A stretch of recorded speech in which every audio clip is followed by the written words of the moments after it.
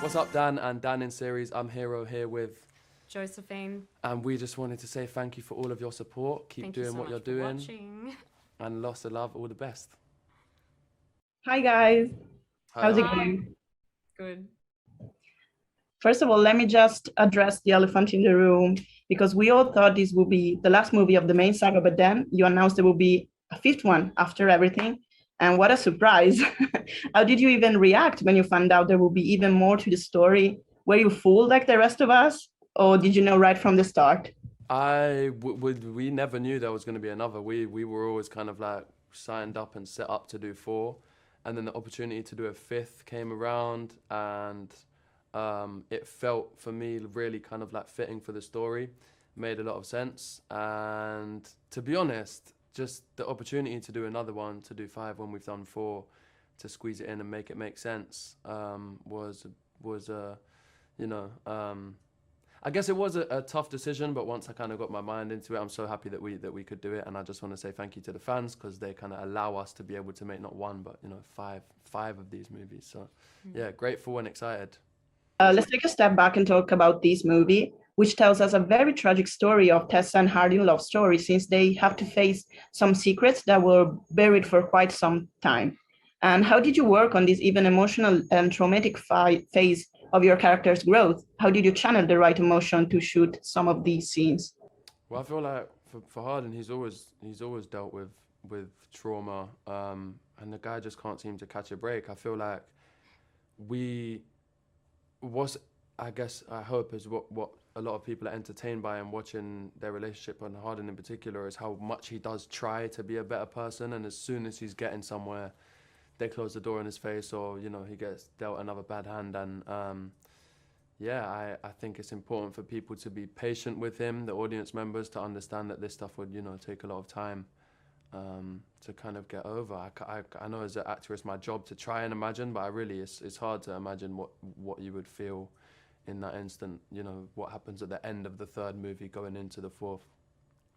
I think that just having played her in 3 other movies, it helps a lot doing that journey to go on with it, and whatever comes. So I think, like, for me, just having the scripts and having the material there, like, it was a natural evolution with her emotional, like, mental state, and getting to that point where finally everything snaps. And yeah, so for me it was all in the script. This movie tells us even soulmates and unconditional love can be crushed by demons. And this is quite true even in real life. So how do you feel about the fact that after tells us a very real story with all the ups and downs to get to a happy ending, not even knowing if there will be one? I think it's just a part of life, like, taking risks and vulnerability and exposing yourself and not knowing what the end result is going to be and doing it anyway, because it's not about the end result, it's about the journey. And I think that goes for a lot of relationships. Like, the goal is not necessarily to be together forever. It's about, I think for a lot of people, that time that they're together and the things that they learn, and that. There are a lot of very interesting scenes in this movie, like the one at the party where Hardin is just standing there. But which one made you satisfied the most after shooting? Like you heard the cat and thought, this is a very cool scene.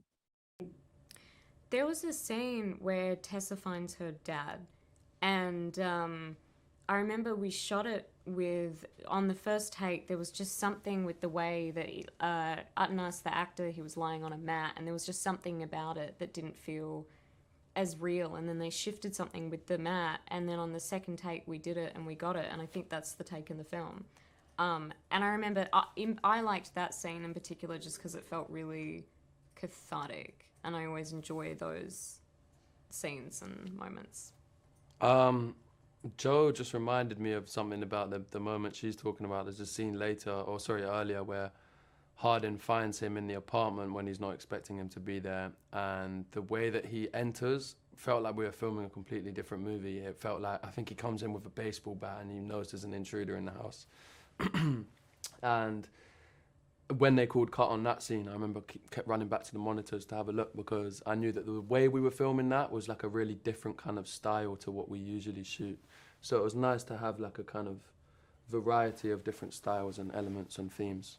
And, you know, yeah, felt like a different genre of film for a minute, which is always nice. I love when I watch films that have like, you know, comedic elements, romantic elements, and there's little like different styles all the way through.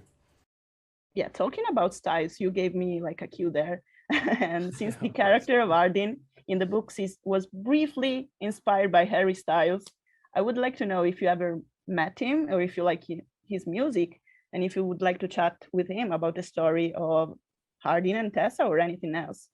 Yeah. Is that an offer? Do you have any? Well, I just got the tickets, so. No, I haven't met him, although, I mean, I have technically met him when I went to the Met Gala. We shook hands and literally like said hello, but didn't really have a chance to talk. So I don't know him and I haven't met him, I wouldn't say, properly. But I think he's a legend. I saw him I was at Coachella and he was headlining, and he's like, his music's incredible. I feel like I've never even pressed play myself or put on like As It Was, but I'm sure I know all the lyrics at this point. No, he's a proper rock star, and like I really have respect and rate all of his work. I'd love to meet him, yeah.